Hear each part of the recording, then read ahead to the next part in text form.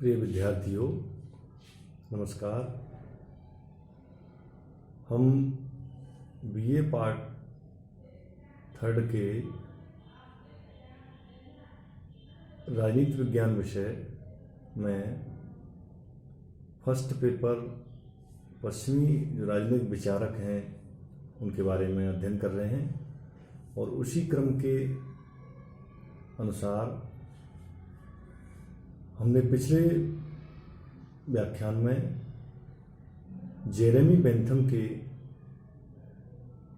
बारे में जो अध्ययन सामान्य जानकारी के रूप में किया, आज हम उनके द्वारा प्रतिपादित जो अधिकतम व्यक्तियों का अधिकतम सुख सिद्धांत एवं उपयुक्तवादी विचारधारा एवं सुख दुख मापक जो उनका प्रामाणिक तर्कवादी सिद्धांत है, उसका एक समेकित रूप से अध्ययन करेंगे। उस का जो नामकरण की दृष्टि से देखते हैं तो चाहे उसको सुखवादी मापक विचार कहें या उपयोगितावादी सिद्धांत कहें या फिर अधिकतम व्यक्तियों का अधिकतम सुख कहें, तो जब हम एक समेकित दृष्टि से अध्ययन करते हैं तो इसका जो भावार्थ है तथ्यात्मक दृष्टि से वह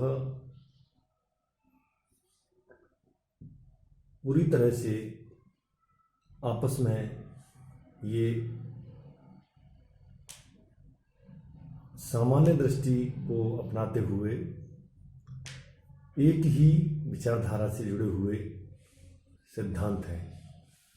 हालांकि इनको अलग अलग शाब्दिक दृष्टि से हम देखते हैं कि इनका अर्थ कहीं अलग न हो, लेकिन इसमें भ्रमित होने की आपको विद्यार्थियों आवश्यकता नहीं है।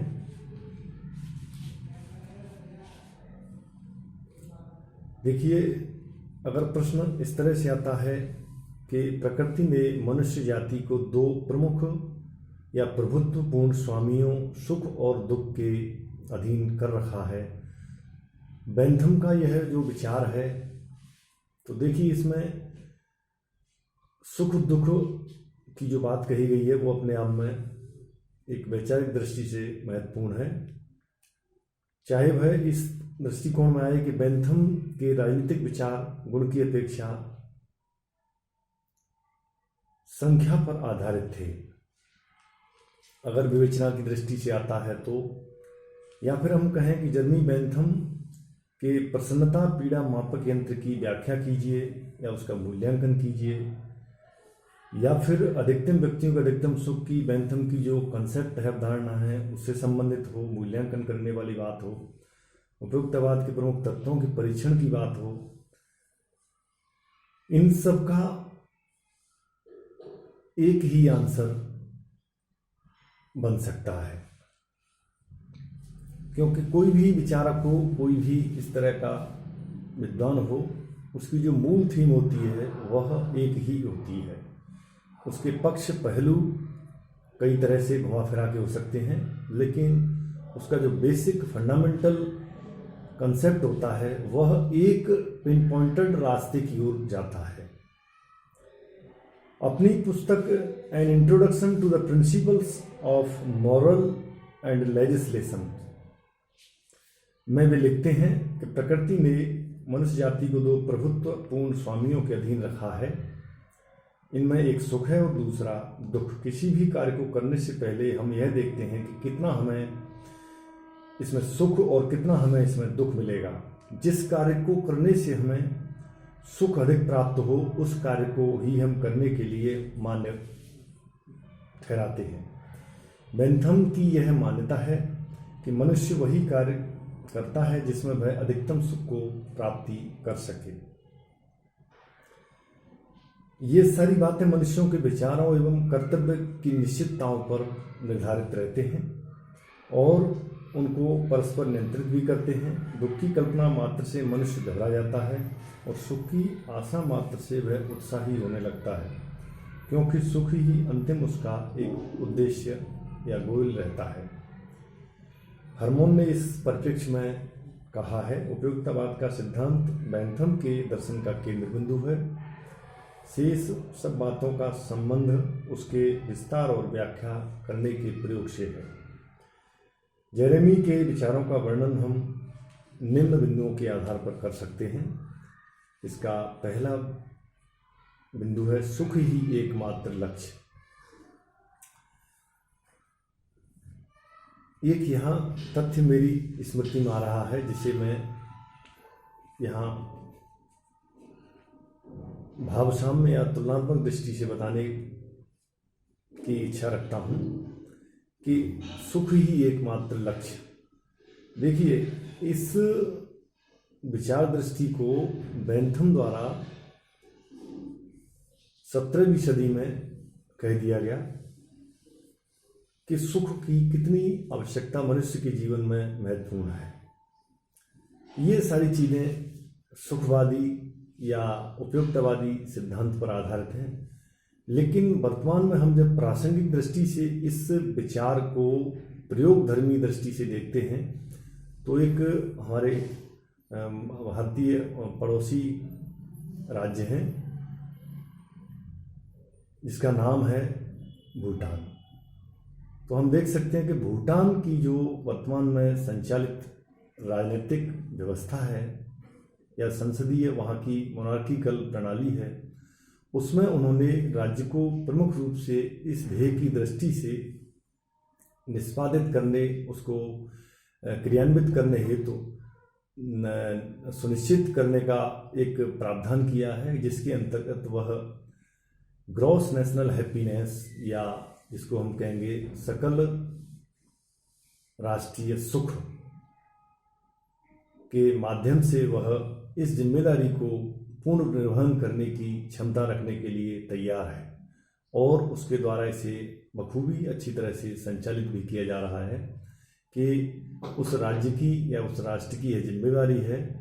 भूटान के हम संदर्भ में देख रहे हैं कि वह प्रत्येक व्यक्ति को सुख देने के लिए या एक नेशनल हैप्पीनेस पॉलिसी उन्होंने बनाई है, वह अत्यावश्यक रूप से वहाँ की जनता के लिए यह समर्पित है और यह दायित्व बनता है।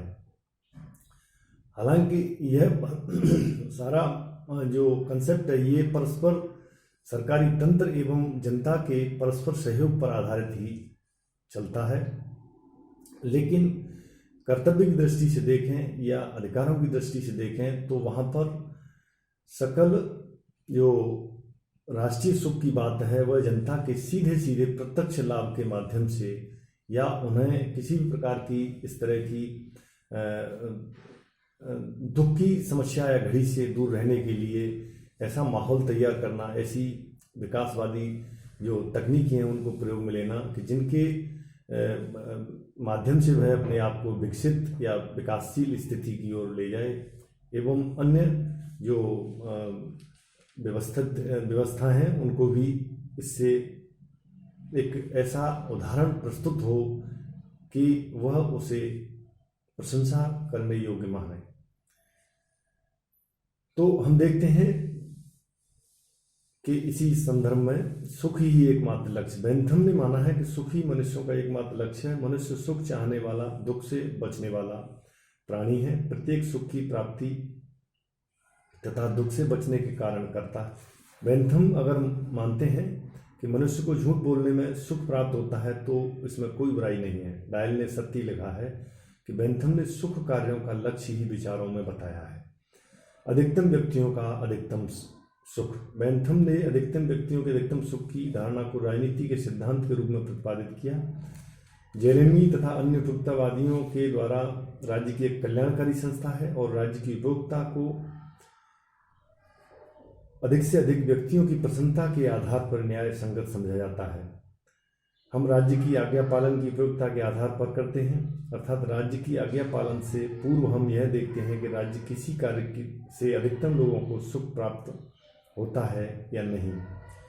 बेंथम राज्य संबंधी धारणा की अधिकतम व्यक्तियों अधिकतम सुख पर आधारित बेंथम की राज्य संबंधी धारणा ही अधिकतम व्यक्तियों के अधिकतम सुख पर आधारित नहीं है, बल्कि उसका संपूर्ण राजनीतिक चिंतन अधिकतम व्यक्ति अधिकतम सुख की धारणा पर आधारित है और इसी के आधार पर प्राकृतिक अधिकारों का खंडन करता है। प्राकृतिक अधिकार संबंधी विचारधारा मूर्खतापूर्ण एवं गड़बड़ घोटाला है। उनके अनुसार अधिकारों को मान्यता केवल राज्य से प्राप्त होती है। तो इस प्रकार एक प्रसन्नता के लिए राज्य को इस तरह से सुनिश्चित किया है उसके कार्य प्रणाली के अंतर्गत क्रियान्विति के लिए। फिर है उपयोगिता स्वतंत्रता से अधिक महत्वपूर्ण। बेंथम मानते हैं कि स्वतंत्रता व उपयोगिता को ही महत्वपूर्ण माना है। जेरेमी कहते हैं कि यदि जेल में रहकर स्वादिष्ट भोजन खाने को मिले तो जेल में रहना अधिक उपयोगी है। उनका कहना है कि बाहर रहकर यदि व्यक्ति को सुख न मिला तो ऐसी स्वतंत्रता से कोई लाभ नहीं। बेंथम धन वैभव तथा संसार की अन्य वस्तुएं यहाँ तक कि स्वयं सदाचार भी सुख प्राप्ति के साधन मात्र हैं। यदि मनुष्य कभी भी ऐसे कार्य करते हुए दिखाई दे कि अधिकतम सुख मार्ग में बाधा डालते हैं तो उसका कारण केवल यह है कि वह जीवन के सच्चे नियमों से अनभिज्ञ है। सुख को नापना संभव। देखिए, बेंथम ने सुख को मापने का एक सुखवादी मापक यंत्र भी बताया है। उन्होंने बताया कि सुख को नापने के लिए अनेक तरीके बताए, जैसे सुखवादी मापक यंत्र के रूप में सुख और दुख को नापने के उसके 6 आधार बताए हैं। निश्चितता, समय की निकटता, स्थिरता, तीव्रता, जनन शक्ति तथा शुद्धता। बेंथम ने सुख को मापने की जो प्रक्रिया बताई वह है समस्त सुखों के सभी मूल्यों को एक ओर तथा समस्त दुखों के समस्त मूल्यों को दूसरी ओर एकत्रित कर लेना चाहिए। यदि एक दूसरे में से घटाकर सुख शेष रह जाए तो उसका अभिप्राय यह होगा कि अमुक कार्य सुख प्रदान करेगा और यही कार्य ठीक है। यदि दुख शेष रहता है तो यह समझ लेना चाहिए कि अमुक कार्य करने योग्य नहीं है, क्योंकि उसका परिणाम दुख की प्राप्ति है। राज्य का उद्देश्य सुख में वृद्धि। मूल रूप से बेंथम मानते हैं कि राज्य के बारे में राज्य को अपना सर्वप्रथम उद्देश्य अधिकतम व्यक्तियों के अधिकतम सुख की प्राप्ति की व्यवस्था करना प्रमुख रूप से है, क्योंकि कानून मनुष्य सुख में वृद्धि करता है। सुख में मात्रात्मक अंतर। बेंथम कहते हैं कि सुखों में गुणात्मक अंतर न होकर मात्रात्मक अंतर होता है। विभिन्न सुख एक दूसरे से कम या अधिक हो सकते हैं, परंतु गुण में भिन्न नहीं हो सकते। यदि हम यह कहें कि काव्य का आनंद भोजन आनंद से अधिक होता है तो वह भोजन के आनंद से मात्रा में अधिक होगा। बेंथम सुख का परिणाम बराबर होने पर बच्चों के खेल और कविता में कोई अंतर नहीं मानते। ये व्यक्तिवादी विचारधारा पर आधारित है। मनुष्यों के सुख में वृद्धि करने का जो कानून है वह राज्य द्वारा प्रस्थापित व्यक्तियों के हितों की प्रमुखता से दृष्टि को रखते हुए, अतः यह व्यक्तिवादी है।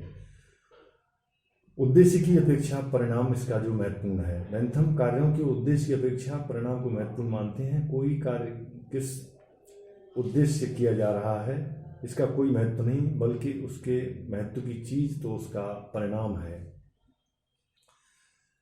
तो इस तरह से बेंथम के हम इस सिद्धांत को यहीं समाप्त करते हैं और इसके जो आलोचनात्मक बिंदु हैं उनको हम आगे के व्याख्यान में देखेंगे। धन्यवाद।